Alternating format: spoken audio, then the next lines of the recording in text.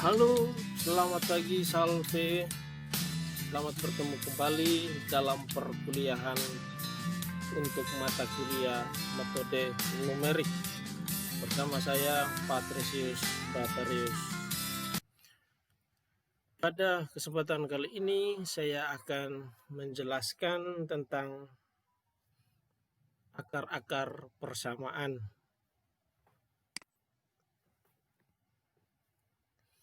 Akar-akar suatu persamaan dari suatu fungsi X sebenarnya merupakan harga X yang membuat fx sama dengan 0.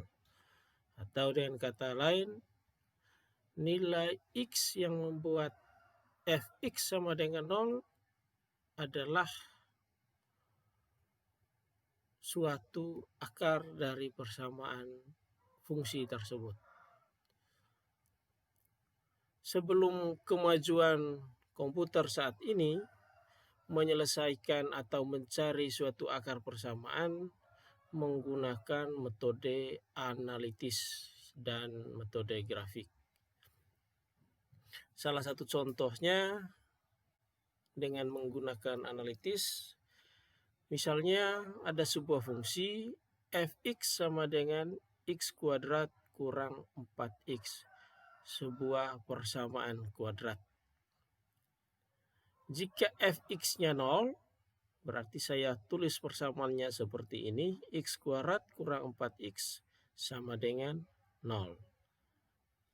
Yang membuat fx-nya sama dengan 0, kira-kira nilai x-nya berapa? Nah, disitulah kita mencari akarnya. Proses ini dilakukan dengan cara analitis. Dengan metode pemfaktoran, kita mengurai persamaan ini. X kuadrat kurang 4x sama dengan 0 diuraikan menjadi x kali dalam kurung x kurang 4 sama dengan 0. Untuk persamaan terakhir, dengan mudah kita mengatakan x1 sama dengan 0 atau x2 sama dengan 4. Kita bisa masukkan dan mencoba nilai x1 atau x2 ini. Jika x1-nya 0, saya masukkan ke persamaan di atas atau persamaan yang ini. 0 kuadrat kurang 4 kali 0 itu sama dengan 0. 0 kuadrat nilainya 0, 4 kali 0 sama dengan 0, 0 kurang 0 sama dengan 0. Ataupun jika x2-nya sama dengan 4. 4 kuadrat itu 16 dikurangi 4 kali 4 juga 16, jadi 16 kurang 16 sama dengan 0. Proses ini menggunakan metode analitis, kita bisa mendapatkan nilai x1 dan x2 yang membuat fungsi fx-nya sama dengan 0. Dengan kata lain, akarnya adalah x1 sama dengan 0 atau x2 sama dengan 4. Itu kalau persamaannya mudah. Jumlah akar pada persamaan suatu fungsi bisa genap dan juga bisa ganjil. Bila fxi dan fxu mempunyai tanda yang sama, maka jumlah akar biasanya merupakan bilangan genap. Atau ada dua akar atau ada dua titik yang memotong sumbu x, bisa juga ada 4 yang memotong sumbu x dari fungsi tersebut. Batas bawahnya ini xi, berarti nilai fxi-nya, dan batas atasnya xu, dan nilai fxu-nya mempunyai tanda yang sama. Bisa dua-duanya positif atau dua-duanya negatif. Bila fxi dan fxu mempunyai tanda yang berbeda, salah satunya positif dan salah satunya lagi negatif, baik XI, FXI maupun FXU, maka bilangan atau akar yang dihasilkan merupakan bilangan ganjil. Bisa dilihat pada gambar ini, gambar grafik B atau grafik yang ke D. Grafik B ada satu akar yang memotong sumbu X.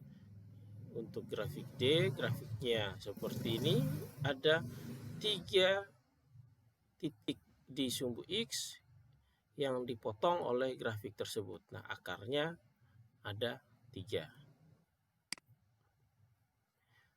Meskipun secara umum ini biasanya benar, tetapi ada kasus-kasus tertentu di mana persamaan matematika suatu fungsi itu mempunyai akar kembar atau fungsi tersebut diskontinu. Akar kembar misalnya persamaannya itu mempunyai akar 2 buah akar tetapi nilainya sama di titik X sama dengan 3 misalnya, atau titik X sama dengan 1. Misalnya persamaan fungsinya X dalam kurung X kurang 1 tutup kurung dipangkat 3. Otomatis X-nya sama dengan 1, tetapi memiliki 3 buah atau bisa juga 2 buah. X kurang 1 tutup kurung dan buka kurung sama dipangkatkan 2. Jadi dalam kasus ini mempunyai akar kembar. Sehingga secara teorema dikatakan jika F sama dengan Fx, jika Y sama dengan Fx adalah kontinu pada sebuah interval dari X sama dengan A sampai dengan X sama dengan B, sedangkan FA dan FB mempunyai tanda berlawanan, yaitu FA kali FB lebih kecil 0, maka dalam interval itu sekurang-kurangnya terdapat 1 akar. Akar-akar persamaan juga bisa dinyatakan sebagai titik potong 2 kurva. Sebagai contoh, ada persamaan seperti ini, E pangkat X kurang 5 kurang 5 kali cos X sama dengan 0. Dinyatakan sebagai E pangkat X kurang 5 sama dengan 5 cos X. Persamaan di atas diuraikan, ruas kirinya E pangkat X kurang 5 dan ruas kanannya dipindahkan. Min 5 cos X ini menjadi plus 5 cos X. Pada persamaan pertama, Y sama dengan E pangkat X kurang 5 kurang 5 cos X, sukar untuk memprediksi atau menentukan akarnya. Dengan membuat 2 buah fungsi, masing-masing fungsi pertama Y sama dengan E pangkat X kurang 5, dan fungsi kedua Y sama dengan 5 cos X, kemudian kita hitung dan mencari nilai-nilai dari Y dan menggambarnya dalam bentuk grafik seperti ini sebelah kanan, maka kita bisa menemukan titik potong dari kurva yang pertama, yaitu Y sama dengan E pangkat 5X yang berwarna kuning ini. Kurva yang kedua Y sama dengan 5 cos X. Maka pertemuan dari kedua kurva ini, titik potong ini di sumbu X, itu adalah akarnya. Titik potong kedua kurva merupakan akar persamaan dari persamaan semula E pangkat min 5X kurang 5 cos X sama dengan 0. Beberapa metode pendekatan mencari akar persamaan. Dibagi dalam dua kelompok besar, yaitu metode tertutup dan metode terbuka. Metode tertutup biasa disebut dengan metode accolade. Ada 3 metode yang kita pelajari pada kali ini, dan metode terbuka ada 2 metode yang akan kita pelajari.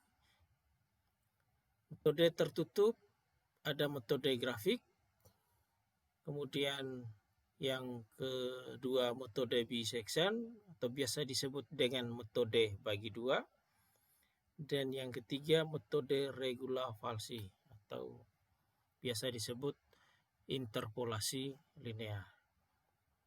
Metode terbuka ada beberapa metode dan pengembangannya. Kali ini kita akan mempelajari 2 metode saja, yaitu metode secant dan yang kedua metode Newton-Raphson. Masih ada metode-metode lainnya. Selain 2 metode tertutup dan metode terbuka, ada juga metode hibrid yang menggabungkan 2 metode, yaitu metode tertutup dan metode terbuka. Kali ini kita hanya mempelajari 5 metode ini saja. Metode tertutup, metode ini sering disebut dengan metode terkurung atau tertutup karena membutuhkan 2 tebakan awal untuk menentukan akar suatu fungsi fx, batas bawah dengan batas atas. Nah, begitu sudah ditentukan, akarnya itu sudah dikurung, tidak bisa di luar batas bawah dan batas atas itu. Sehingga kenapa disebut metode tertutup. 2 tebakan awal harus mengapit akarnya, berarti harus ditentukan sebelum akar dan setelah akar dicari. Dalam metode pengurung, kita menggambar grafiknya secara kasar untuk melihat secara kasat mata visualisasi dari akarnya, sehingga kita bisa menentukan batas bawah dan batas atasnya untuk mengurung akarnya itu. Sebagai contoh, untuk mencari suatu akar dari fungsi fx sama dengan e pangkat min x kurang x. Secara analitis mungkin sulit untuk mencari nilainya atau akarnya, maka kita coba menggunakan dengan metode grafik. Kita tentukan batas bawahnya misalnya 0, batas atasnya 1. Jika x-nya 0, kita masukkan nilai 0 ini ke persamaan fx, e pangkat min 0 dikurangi 0. Itu nilainya sama dengan 1. Nilai E adalah 2,718282. Nilai itu dipangkatkan dengan min 0 dikurangi 0. Sesuatu yang dipangkatkan dengan 0 nilainya 1, jadi 1 kurang 0 sama dengan 1. Kemudian pada saat x-nya 0,2, kita masukkan lagi ke persamaan semula. E pangkat min 0,2 dikurangi 0,2 nilainya 0,6187. Demikian pun jika x sama dengan 0,3 sampai dengan x sama dengan 1. Jika x-nya 1, e pangkat min 1 dikurangi 1 nilainya sama dengan min 0,632. Titik pertemuan antara x sumbu x ini dengan fx sumbu x yang vertikal ini, kemudian kita tarik grafiknya. Secara kasat mata kita bisa mengatakan dia memotong sumbu X di titik antara 0,3 dan 1. Maka akarnya ada di sekitar sini. Metode grafik adalah metode paling sederhana untuk memperoleh tafsiran akar suatu fx. Dengan membuat grafik dari fungsi tersebut dan kemudian mengamati beberapa nilai x yang menyebabkan fx bernilai 0. Jika selang dari tiap perubahan nilai x ditentukan semakin kecil, maka akan menghasilkan nilai semakin teliti. Langkah-langkah dalam metode tabulasi adalah menentukan titik awal fx, misalnya fx1 dan fx2. Syaratnya fx1 kali fx2 lebih kecil dari 0. Atau dengan kata lain, hasil perkalian dari fx1 dan fx2 sama dengan minus. Jika syarat tersebut terpenuhi, penyelesaian berada pada nilai x1 dan x2. Kemudian langkah yang kedua, membuat tabel fungsi fx di antara fx1 dan fx2. Yang ketiga, membuat tabel sekitar 2 titik x penyebab perbedaan tanda pada fungsi fx. Dan yang keempat, mengulangi langkah yang ketiga, langkah yang ini, hingga diperoleh nilai yang diharapkan. Sudah kita lakukan tadi. Langkah yang pertama, menentukan nilai titik awalnya fx1 dan fx2, yaitu 0, F0 dengan F1. F0-nya 1, F1-nya min 0,632. Jadi satunya positif, satunya positif, satunya negatif. Fx1 kali Fx2 lebih kecil 0. Jadi, jika persyaratan ini terpenuhi, maka akarnya nanti berada di antara nilai x1 dan x2. Antara 0 dan 1. Antara 0 dan 1. Langkah yang kedua, membuat tabel fungsi fx di antara fx1 dan f. Seperti yang kita lakukan, buat tabel ini antara fx1 dengan fx2. Membuat tabel sekitar 2 titik x penyebab perbedaan tanda pada fungsi fx. Itu langkah yang ketiga.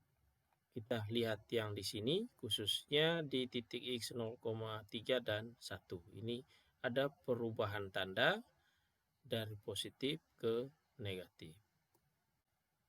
Mengulang langkah ketiga hingga diperoleh nilai yang diharapkan. Ulangi langkah ini supaya diperoleh nilai yang diharapkan, nilai yang mendekati 0, yang membuat fx-nya 0.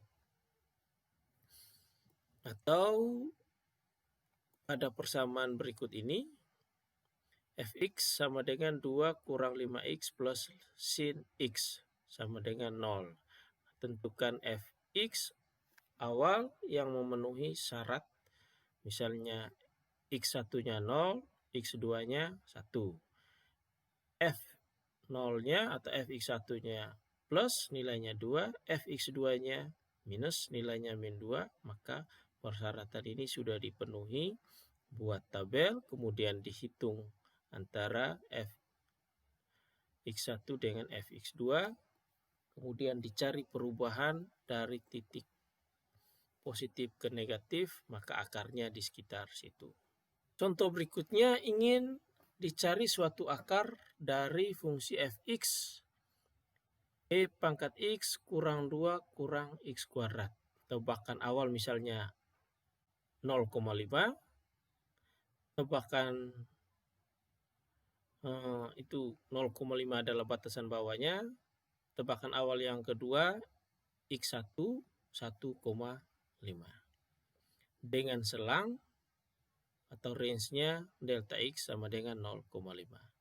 Maka kita buat nilai Fx-nya, masukkan nilai X-nya ini 0,5 di persamaan awal. E pangkat 0,5 dikurangi 2 kurang 0,5 pangkat 2. Jika dihitung, nilainya min 0,60128. Nilai E tadi adalah 2,718282 dipangkatkan 0,5 kurang 2 kurang 0,5 pangkat 2. Nilainya ini min 0,60128. Kemudian pada saat X-nya 1, dilakukan proses yang sama, masukkan nilai X-nya di sini. Kita memperoleh nilainya min 0,28127. Pada saat X-nya 1,5, masukkan nilai 1,5-nya di sini. E pangkat 1,5 kurang 2 kurang 1,5 pangkat 2, nilainya 0,23169. Titik-titik pertemuan antara sumbu X dengan Fx ini ada di 3 titik ini. Yang ini min 0,60128. Yang ini adalah min 0,28172 dan yang ketiga 0,23169. Maka akarnya yang membuat atau yang memotong sumbu X di titik sini berarti antara titik 1 dan 1,5. Jika range-nya kita perkecil lagi 0,25 yang sebelumnya 0,5. Jika kita perkecil lagi 0,25, maka tabelnya seperti sebelah kiri. Nilai dari X 0,5, kemudian di titik 0,75, di titik 1, di titik 1,25, di titik 1,5, nilai Fx-nya kita peroleh lagi dengan cara memasukkan nilai X pada persamaan sebelumnya, yaitu E pangkat X kurang 2 kurang X kuadrat. Karena range-nya 0,25 maka titiknya makin banyak. 0,5 tambah 0,25 sama 0,75. 0,75 tambah 0,25 sama dengan 1. 1 ditambah 0,25, 1,25 ditambah 0,25 lagi menjadi 1,5. Maka akarnya semakin dikurungi lagi, yaitu antara titik 1,25 dan 1,5, yaitu perubahan tanda negatif ke positif nilai Fx-nya. Seperti di titik sini di grafiknya antara 1,25 dan 1,5. Jika selangnya kita perkecil lagi dari 0,25 ke 0,2. Berarti titik-titik yang kita hitung nilai Fx-nya makin banyak. 0,5 batas bawahnya, batas atasnya 1,5. 0,5 ditambah 0,2, 0,7. 0,7 tambah 0,2, 0,9. Sampai seterusnya ditambah 0,2, ditambah 0,2 sampai di titik akhir batas atas 1,5. Nilai-nilai X ini kita hitung pada persamaan awal, masukkan nilai X-nya ke E pangkat X kurang 2 kurang X kuadrat, mulai dari 0,5 sampai dengan 1,5, maka nilai Fx kita peroleh min 0,60128 untuk X sama dengan 0,5 dan 0,23169 nilai Fx-nya untuk X sama dengan 1,5. Kita lihat perubahan tanda minus min 0,0207 di titik X sama dengan 1,3 dan tanda plusnya 0,23169 pada titik X 1,5. Perubahan tanda ini berarti akarnya ada di sekitar sini. Dengan selang delta X 0,25 akarnya 1,25. Yang ini. Dengan selang delta X 0,2 akarnya adalah 1,3. Dengan selang ini lebih teliti karena menghasilkan Fx yang nilainya lebih dekat dengan 0.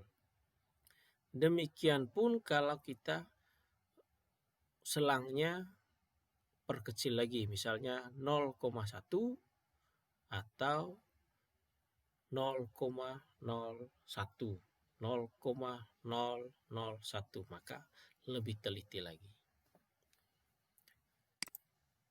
Demikian penjelasan kali ini tentang pengantar akar-akar suatu persamaan dan metode gambaran umum, metode-metode yang akan kita pelajari ke depan. Ada metode tertutup dan ada metode terbuka. Metode tertutup ada metode grafik, metode bisection, dan metode regular falsi. Sementara metode terbuka yang akan kita pelajari yaitu metode Newton-Raphson dan metode secant. Terima kasih, sampai jumpa di pertemuan materi berikutnya.